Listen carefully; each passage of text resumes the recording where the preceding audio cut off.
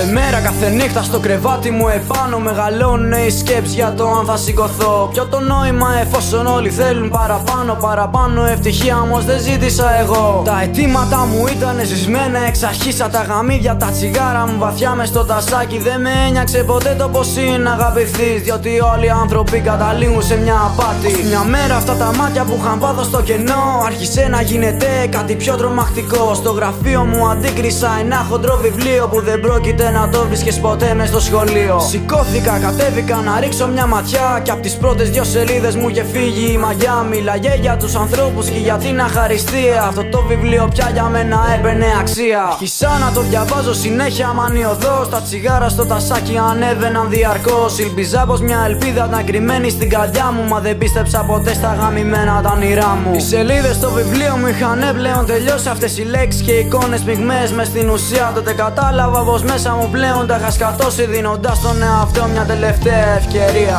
Λιγώθηκα, σηκώθηκα, αλλά έτσι είναι η ζωή. Δεν μπορείς να την αλλάξεις, μόνο να την αρνηθείς. Κι άμα πας με τα νερά της, η ζωή σου πάει στράφη, καταλήγοντας στο ίδιο γαμημένο μονοπάτι. Λιγώθηκα, σηκώθηκα, αλλά δεν με νοιάζει πια. Αρνούμε να ζήσω όπως την τότε μοναξιά.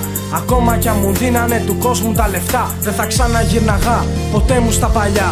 Αντίκρισα ελπίδες σε έναν δρόμο σκοτεινό. Το όνειρό μου πλέον δεν ήταν πια οδυνηρό.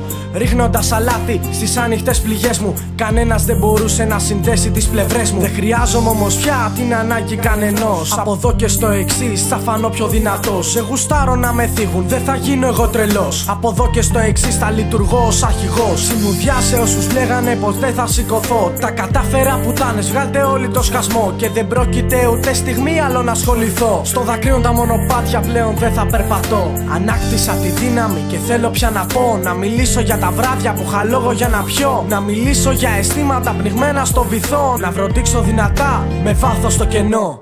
Έμαθα απ' τα λάθη να μην δίνω εμπιστοσύνη και να σκύβω το κεφάλι δίχως ένοχες και ευθύνη. Να μην δίνω δικαιώματα σε ανθρώπους χωρίς ήθος, κοιτάζοντας κατάματα με μηχανία το πλήθος. Μαθαίνω τώρα πια απ' την αρχή να αγαπώ, να δίνω τόπο στην οργή και πίστη στο Θεό. Αυτό είναι μάθημα ζωής και όχι battle για MCs. Γι' αυτό σήκα απ' την καρέκλα και συνέχισε να ζεις. Λιγώθηκα, σηκώθηκα, αλλά έτσι είναι η ζωή. Δεν μπορείς να την αλλάξεις, μόνο να την αρνηθείς. Κι άμα πας με τα νερά της, η ζωή σου πάει στράφη, καταλήγοντας στο ίδιο γαμημένο μονοπάτι. Λιγώθηκα, σηκώθηκα, αλλά δεν με νοιάζει πια. Αρνούμε να ζήσω πως την τότε μοναξιά.